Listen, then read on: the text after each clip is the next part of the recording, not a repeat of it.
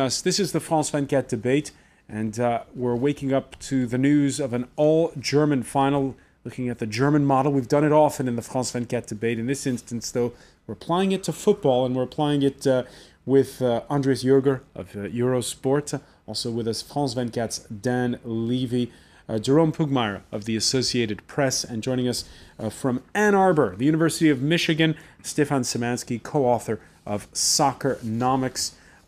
Just before the break, Andreas and Jerome were mentioning 1998, France hosts a World Cup, the tournament a success for the hosts who win it. France not only has a trophy and refurbished stadiums to brag about, it also has an envied model of rigorous training centers that sprouted some of Europe's best players. Problem is, the best ones today play abroad, and the top team in France today, well, hardly follows the German model. Qatar swooping for Paris Saint-Germain, and stars like Swedish striker Zlatan Ibrahimovic, stars well beyond the price range of, I guess we could say, every single other French club. And Dan, when you look at on both sides of the Rhine, a few years back, people in France were claiming that their football league was almost at the same level as the Bundesliga. It clearly isn't in terms of the European success at the moment, and it clearly isn't in terms of, I think, the entertainment on the pitch. I don't mean to be too disparaging about Ligue 1, but it's sort of been known for the last, I'd say, decade or two as having a lot fewer goals per game. But was there a missed opportunity after the 1998 World Cup? Could the French have done any better? Could they have what? Could they have run their clubs better? Could they have enticed their talent to stay? I think they could have, but to do that you would need more money, which is something that Jerome was talking about earlier, and to do that you would probably need better TV revenue and a better marketed league. And to be fair, the Bundesliga doesn't get the most out of its marketability. You know, that's something that Stefan was saying. You know, they can't quite monetize it to the point that they could, but they do a much better job of it than Ligue 1. And Bundesliga has a lot more going for it on the pitch as well than Ligue 1 does, and it just has better teams at the moment. And Germany, as Jerome was saying, has done a much better job of keeping the talent there, and that's partly to do with the way they centralised all of their training systems. That was a decision made around the turn of the millennium, when they decided to make sure that clubs have to check in with the national system, with the national federation, and have coaching patterns that reflect the principles and the ideals of the national team, and that has, I think, reaped dividends. And also, they have a lot of players in Germany who are very, very well educated in terms of their behaviour off the pitch and the way they conduct themselves, and I think they're just kind of a lot sager, really, and they're a lot more interested in having success at the clubs through which they're brought. No Twitter mishaps. Yeah, a lot fewer, I believe. Okay. Yeah. You mentioned '98. You look at the France team that won. The main players from that team, Zidane did not play in France. Patrick Vieira didn't play in France. Marcel Desailly did not play in France at that period. So they missed an opportunity, perhaps, afterwards. But France has always been a selling league. They can't afford the wages, and also now we're seeing with the 75% tax bracket. How can a player stay in France when he's offered more money elsewhere and he's going to pay less tax elsewhere? That's another thing you have to take into account, is that the system German football is ruled. Television money is given to all the clubs. It's a centralized system, which is not the case in places like Spain. That's a big difference. So Real Madrid or in England, teams, or in Italy, AC Milan, they will negotiate the television rights directly with channels, whereas in Germany it's the DFL, German league, who will deal for the rights, and then all the teams get first an amount, and then according to their placement in the first, second, or third division, they get money. They get money back. So that is a system which makes sure that at least you have every year, according to the ranking, you get money to spend, and you're sure of getting your license. And this is an interesting thing. And the other interesting thing is, in Germany, the club always has to have 50% plus one share.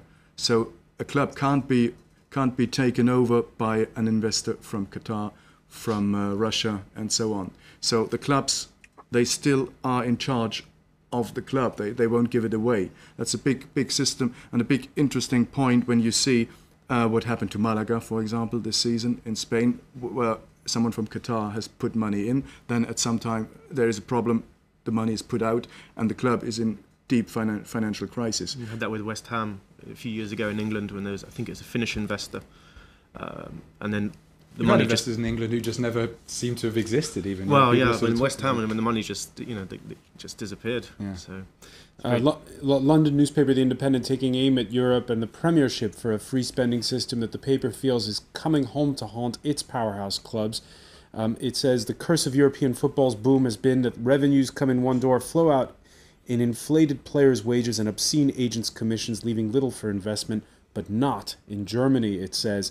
Stefan Szymanski, again, you're looking at this model, you're looking at clubs like Malaga, which are now in deep hot water. And it's funny because we're talking about the same sort of economic imbalances we talked about just 24 hours ago on this very set when we were talking about economics.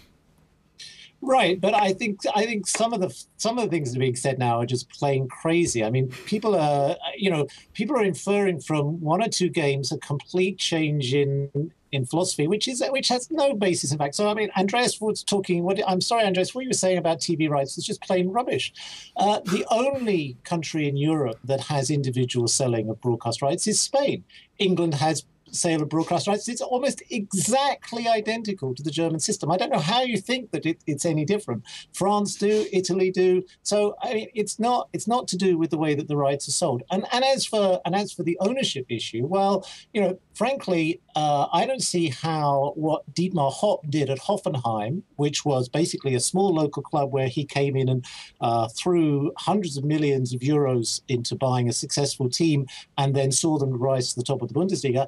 I don't really see how that's any different from what's going on at Paris Saint-Germain or Manchester City. It's the same thing.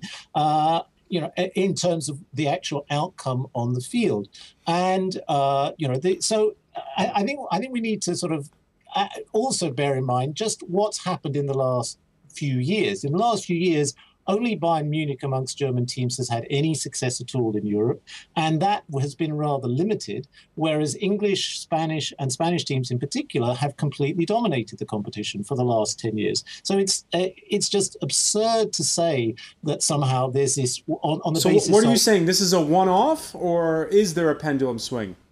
Well, okay, there may be a pendulum swing, but not because of the virtues of the German system, but because of the regulation that is being imposed by UEFA through financial fair play.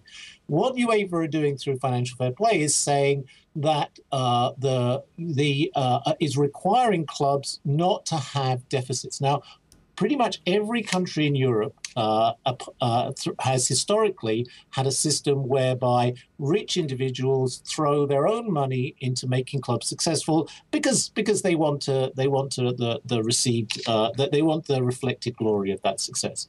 And financial fair play is saying that's not going to happen anymore. In that world, then, the clubs that have the biggest revenues from ticket sales, broadcast rights, and merchandising and sponsorship will be the clubs that dominate. Which countries in Europe have the biggest revenues? Well, they will be in the future. They will be Germany and probably England.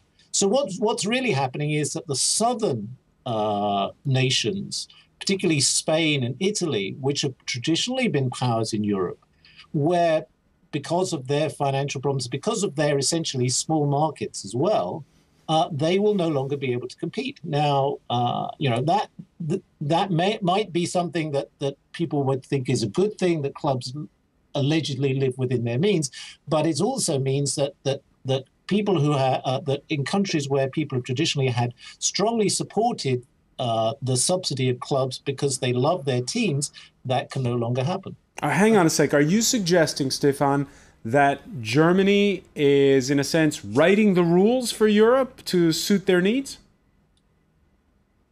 No, I think that would be a little bit too simplistic. I think it's certainly true that in terms of developing the rules of financial fair play, those rules were largely came from the German model, and the Germans were very strong, and they're obviously very influential in UEFA in pushing that model. But in the end, UEFA is a democracy amongst the member associations, and all the member associations agreed. So I don't think, and I think this is where the parallels with Europe come in, which is that you can't blame Germany for the creation of the euro and the problems that it's created.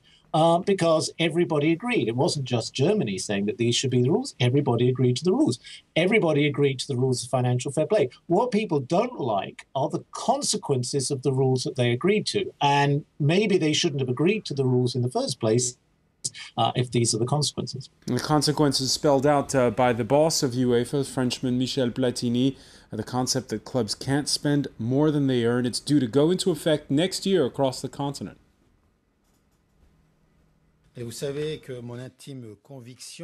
I have been deeply convinced since the start that a club should not spend more money than it generates.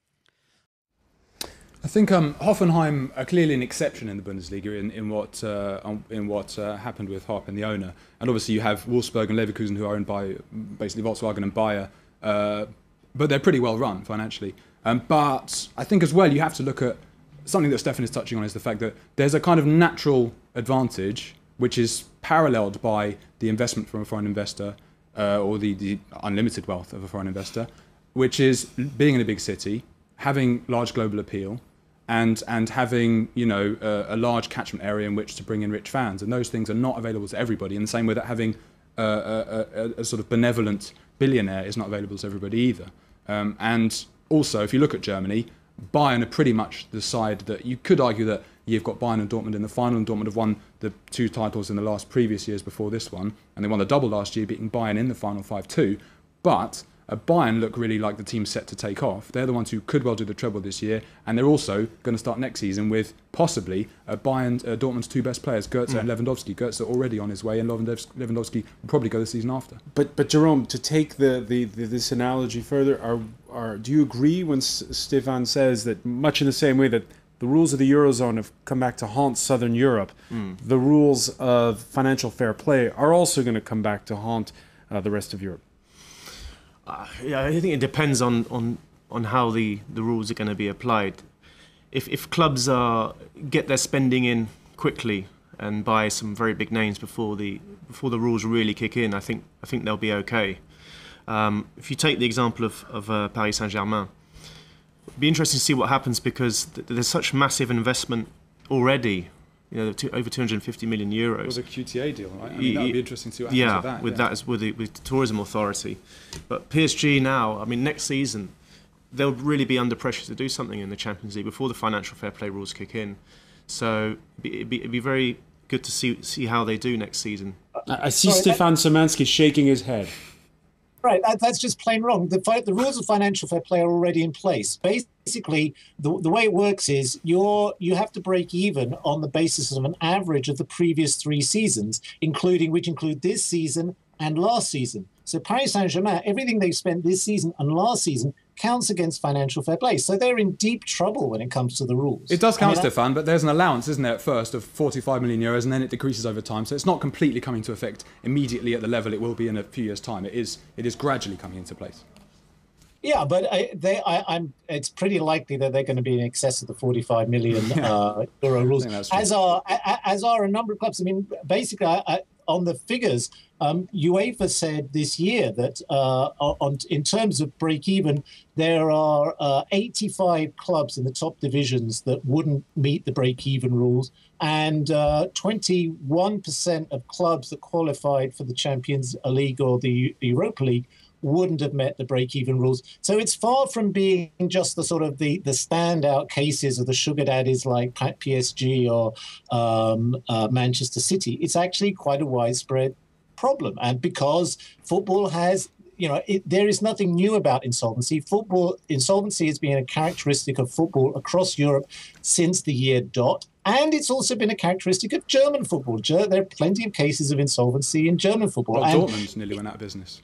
Right, and if imagine Manchester United had subsidised, I don't know, Portsmouth 10 years ago, and said, and this year Portsmouth were now in the Champions League final, everybody would be crying foul and saying that's terrible, that shouldn't be allowed.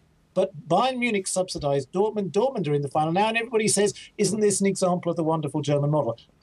This is not, I'm not trying to get at Germany. I think it's just people have to take a reality check and look at what's really happening in the way that football works, rather than sticking to these kind of very simplistic narratives, which is the same. And there's the same parallel with the Euro. We see in the Euro crisis, we see very simple narratives embraced on both sides. Oh, the Southern Europeans are lazy. Oh, the Germans are too mean and are trying to dominate the continent. It's not about that. It's about the way that rules work and the way that decision-making interacts with rules. So you're saying that a lot of the clubs still have a lot of financial issues, much as the Eurozone nations, Andreas, are having trouble abiding by their own rules when it comes to budget deficits, and everyone's kind of agreed that for the time being we're in a crisis, everybody can fudge them a little. Is it going to be the same thing when it comes to financial fair play? I can't see this. I mean, you have to define that as well. You have to define as well. When we're talking about revenue and spend what you earn, I'd really like to know then what counts into revenue, how you can hide revenues or you can hide salaries. It has been in the past. The tax measure the French government has put on 75% over the first million earned, if it's really implied like that, would lead to a massive exodus from foreign players in France. UEFA will be key. I mean, I think there's a lot of room for manoeuvre for UEFA in the regulations they've put forth. At the end of the day, is the pecking order of European football going to change? Not really. I don't think. No, I mean, the top three leagues at the moment are Spain, England and Germany, and I don't think that's going to change. You might see a boost in the UEFA coefficients because of Germany's performance this season, but I think Spain won't be disappearing as a European force in football. It's also a question of the sanctions. I mean, the sanctions have to be applied.